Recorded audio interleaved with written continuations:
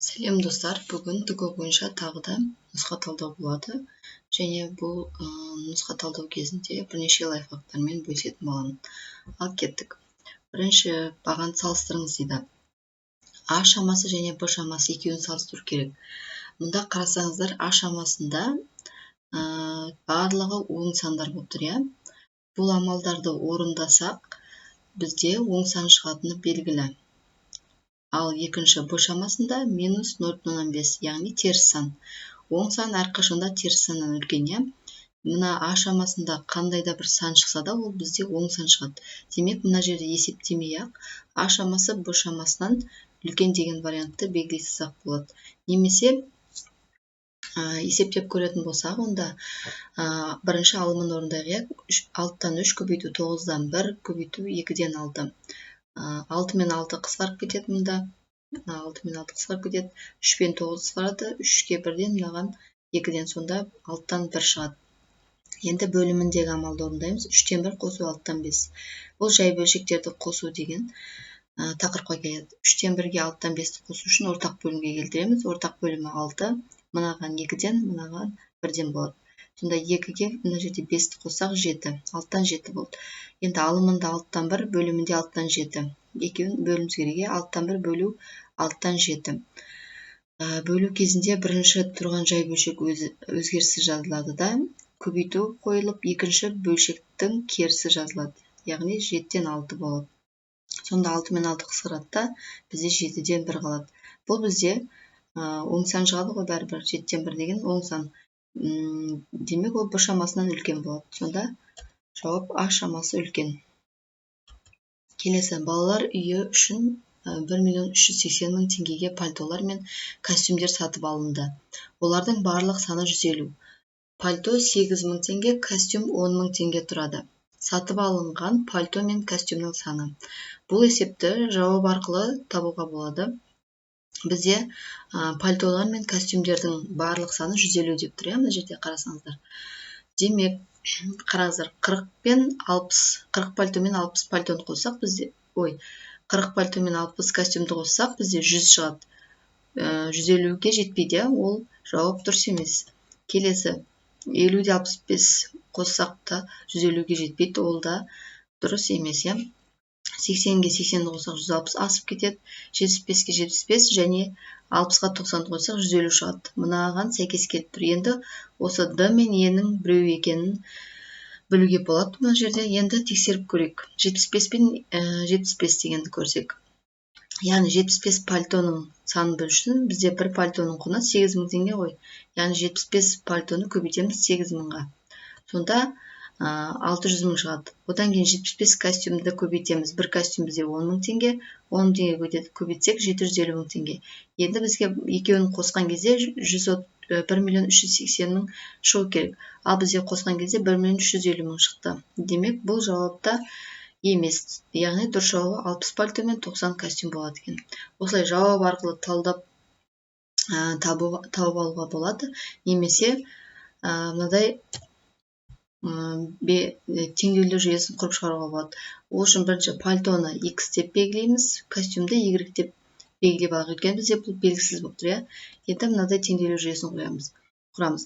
Бізде пальтолар мен костюмдердің барлық саны 150 дейді. Яғни X қосылған Y тең 150 болады. Енді бір пальто 8.000 теңге болғандықтан 8.000 көбейтілген X болады. Бізде пальто белгісіз, сондықтан 8.000 көбейту X, 8.000 X болады. Қосылған және де костюм 10.000 теңге дейді. 10.000 Y болады. Тең жалпы бізде 1.380.000 теңге болды. Соны жазамыз. Тең 1.380.000. Енді мына жерде барлығын 1000-ға бөліп тастасақ болады. Сол кезде біріншісі өзі қала береді, X плюс Y тең 150 болып, екіншісін 1000-ға бөліп тастасақ 8X плюс 10Y тең 1380 деген шығады. Енді бұл теңдеулер жүйесін алмастыру тәсілі арқылы шығарсақ, біріншісінен X табатын болсақ, ол 150 азайтылған Y болады. Мына плюс Y теңдіктің оң жағына минус Y болып өтеді. Енді осы X дегенді мына X-тің орнына әкеп қоямыз. Сонда 8 шақша ішінде 150 минус Y плюс 10Y тең 1380 болады. Енді осыны шешетін болсақ, 1200 азайтылған 8y плюс 10y тең 1380. Мына y-тарды біріктіретін болсақ, онда 2y болады, ал 1380-нен 1200 азайтып тастаймыз, сонда 180 болады. 2y тең 180, y тең бұл жерде 90-ға тең енді, y дегеніміз бұл костюм. Костюм 90-ға тең. Енді x табу үшін мына жерге келіп қоясыздар. Сонда x, мына жерге қоямыз. Сонда x тең 150 азайтылған 90. Сонда x 60-ға тең болады екен. Яғни е жауабы болады. Егер де мынау теңдеулер жүйесін құрып шығару қиын болатын болса, онда бағанағы көрсеткен сияқты жауап арқылы тауып алуға болады. Келесі, альфа, бета, гамма бұрыштары берілген. Мында альфа бізде 30 градус, бета 90 градус, y бізде 60 градус болса, онда суреттегі тік бұрыш дейді. Бұл жерде бізде тік бұрыш болып тұрғаны қайсы? Тік бұрыш дегеніміз 90 градусқа тең бұрышты тік бұрыш деп айтамыз.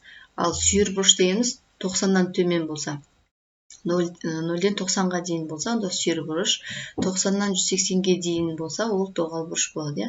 Енді бізге тік бұрыш керек. Ол бізде тік бұрыш болып тұрған мынау, бізде, яғни бета. Сонда С жауабы болады екен. Келесі, бағанды салыстырыңыз. А шамасы мен Б шамасын салыстыру керек. Бұл жерде модульмен берілген. Шығарып көрелік.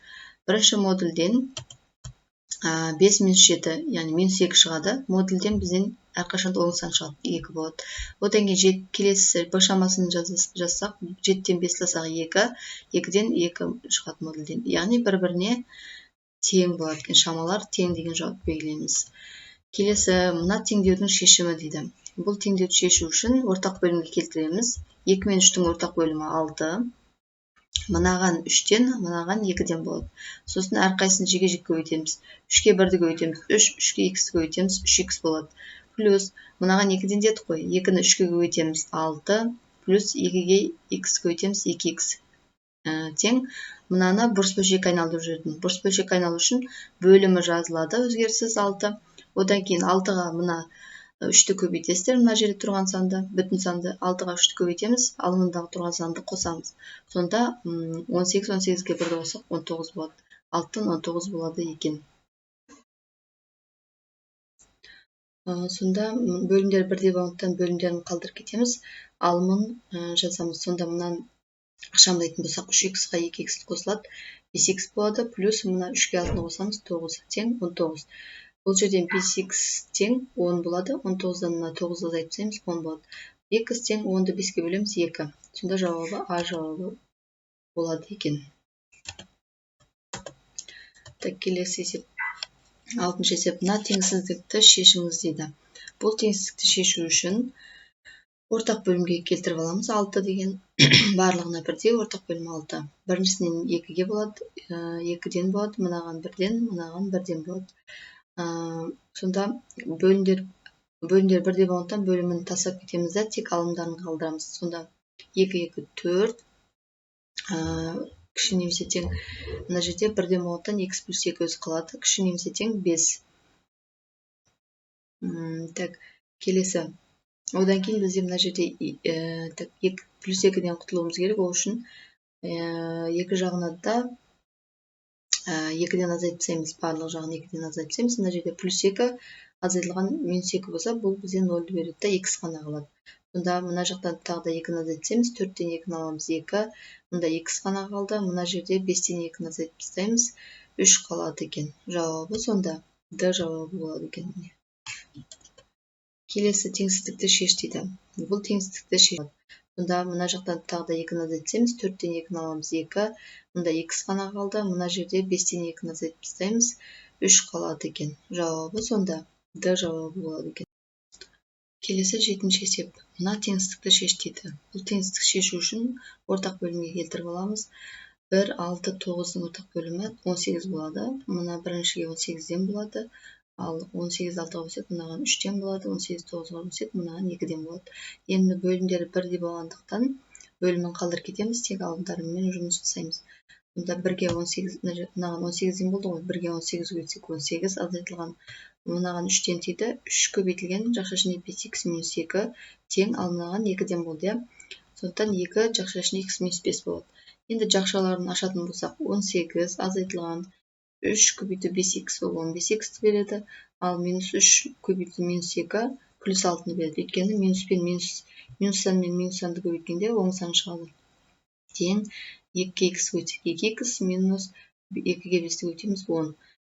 Енді біріктіретін болсақ санды санға, мұнда 18-ге алдын қосамыз 24, азайтылған 15х тең 2х минус 10 болады. Енді мына 2х минус 10-ды теңдіктің сол жағына өткізіп жібереміз. Сонда 24 азайтылған 15х қала береді де, мыналар қарама-қарсы болып өтеді. Плюс 2х минус 2х болып өтеді, ал минус 10 плюс 10 болып өтеді. Тең 0. Сандарды біріктіріп, ал х-тарды біріктіретін болсақ, 24-ке 10-ды қосылады, 34 болады. Минус 15х пен минус 2х қосылады да, минус 17х болады. Тең 0. Енді 34 өзін қалдырып, минус 17х-ті теңдіктің оң жағына өткізіп жібереміз, сонда 17х болады. Сонда х тең 2-ге болады екен. Яғни жауабы Д болады. Келесі 30% 60 санының 90%-ын құрайтын сан дейді. Бірінші біз 60 санның 90%-ын тауып алуымыз керек. Ол үшін 60 санын 100% деп аламыз, ал оның 90%-ын x белгісіз ретінде аламыз. Пайыздың астына пайыз жазылады. Енді есептесек, x тең 60 көбейтілген 90 бөлінген 100 болады. Сонда мынадан есептегенде 5400 бөлінген 100. Ол 54-ке тең. Одан кейін 54-ті біз 30% деп аламыз. Өйткені 60 санының 90%-ын 90% 30-ты құрайды деп тұрған, сондықтан 54-ті 30% деп аламыз, ал x-ті 100% деп аламыз. Сонда осы пропорцияны шешетін болсақ, 5400 бөлінген 30 тең 180 болады. Сонда Е жауабы болады екен. Келесі, тіктөртбұрыштың ені 10%-ға қысқартылса және ұзындығы 20%-ға ұзартылса, онда ауданның өзгеретін пайызы дейді. Бірінші міне тіктөртбұрышты салдық. Ені мен ұзындығы 10%-ға қысқартылса, 10%-ға деген, яғни 100%-ың 10%-ын қысқартсақ 90% болады. 90% ол бізден 0,9-ды береді. Қайтадан 100-ге көбейтсек, ол бізде 90-ды береді. Сондықтан 0,9 ретінде ала берейік. 0,9 А дейміз ені. Ал 20%-ға ұзартылды деген 100%-ға 20% қосамыз, 120 болады. Ол 1,2-ні береді. 1,2 Б болады.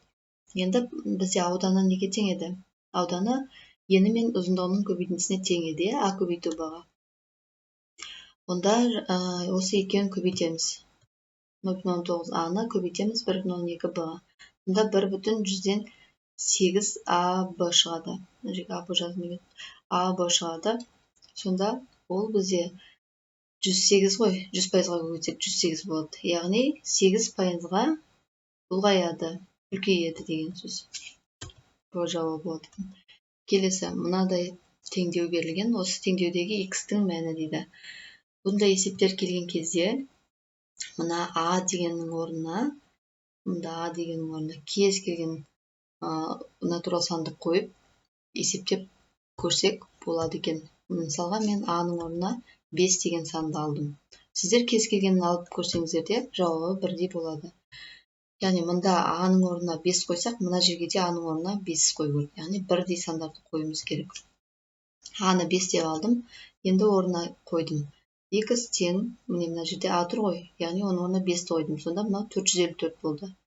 454 қосылған 105 азайтылған, мына жерде 5-ті қойдым, 155 болды. 155 бөлінген 4. Бірінші жақшаның ішіндегін орындап 4-ке бөлетін болсақ, 101 шығады екен. Яғни, X-ның жауабы 101-ге тең. Мұнда А-ның орнына кез келген 7, 9, 10, кез келген санды қойсаңыз да, осы жауапты аласыздар. Келесі 11-ші есеп. Маралдың жасы Айжанның жасынан 3 есе үлкен. 5 жылдан кейін Маралдың жасы Айжанның жасынан 2 есе үлкен болса, қазіргі Айжанның жасы дейді. Бұл есепті шешу үшін бірінші М деген Марал, А деген Айжан. Маралдың жасы Айжанның жасынан 3 есе үлкен. Марал тең 3А деп аламыз. Одан кейін 5 жылдан кейін дегендіктен екеуіне де 5 жылды қосамыз. Маралға қосамыз 5 жылды, және де Айжанға да 5 жылды қосамыз. Сонда бізде М-нің орнына 3А-ны жазамыз. М бізде 3А-ға тең ғой. 3А плюс 5 тең 2 жақшашында а плюс 5. Мұнда маралдың жасы айжанның жасынан 2 есе үлкен болса деп тұр ғой, мұнда 2 есе үлкен, сол үшін жазылған. Сонда 3адан 2-аны аламыз. Яғни аларды біріктіріп алып, сандарды бір жаққа біріктіріп алдым. Сонда 3а минус 2а ол бізде аны береді, ал 10-нан 5 алсақ 5 болады. Сонда Д жауабы болады екен. Келесі x-ің мына түрде кесіндісіндегі ең үлкен бүтін мәні мен y-тің мына кесіндісіндегі ең кіші бүтін мәнінің қосындысы дейді. Мұнда біріншісінде ең үлкен бүтін сан қандай сан болуы мүмкін? Мұнда 234 шешімге кірмейді. 234-тен кейінгі сан 234-тің алдындағы сан болу керек. Яғни 233 болады, 233 таптық ең үлкен бүтін мәні. Одан кейін y-тің мына кесіндісіндегі ең кіші бүтін мәні. Ең кіші деген мұнда қараңыздар 112 бұл жерде ең кіші болып тұрған, ал бірақ 112-ні біз ала алмаймыз, өйткені мына кеңістікті қанағаттандырмайды. Егер мына жерде тең деген белгі болғанда, кіші немесе тең деген, онда бізде 112-ні алатын едік. Мұнда қасында тең деген белгі жоқ. Сонда 112 шешімде мына кеңістікті қанағаттандырмайды. Сонда біз 112-ден кейінгі сан 113-тен бастап келеді екен. 113-тен 117-ге дейінгі сан мына y-ті қанағаттандырады. Сондықтан бізде ең кіші бүтін мән 113 болады. Екеуін қоссақ 346 болады. Сонда Е жауабы болады екен. Келесі радиусы 2 см шеңберге іште сызылған квадраттың ауданы. Бұл жерде шеңбер салынған және оның ішіне квадрат салынған. Квадрат дегеніміз барлық қабырғалары тең 4 бұрыш. Енді шеңбердің радиусы 2 дейді. Радиусы 2-ге тең. Енді бізде мынадай формула бар. S тең d квадрат бөлінген 2. Мұндағы d дегеніміз диаметр. Ал диаметр бізде 2r-ге тең. R бізде белгілі 2. R деген радиус қой. Радиусымыз 2-ге тең. Мұнда қоятын болсақ 2 көбейту 2 тең 4-ге тең. Енді осы формулаға қоя саламыз. Сонда S тең 4-тің квадраты 16, 12-ге бөлсек 8. Яғни Б жауабы 8 см квадрат болады екен. Келесі бағанды салыстырыңыз. А шамасы 3-тің 33 дәрежесі, Б шамасы 33-тің 3 дәрежесі. Есептейтін болсаңыздар, онда А шамасы үлкен екенін байқауға болады. Калькулятормен есептесеңіздер болады.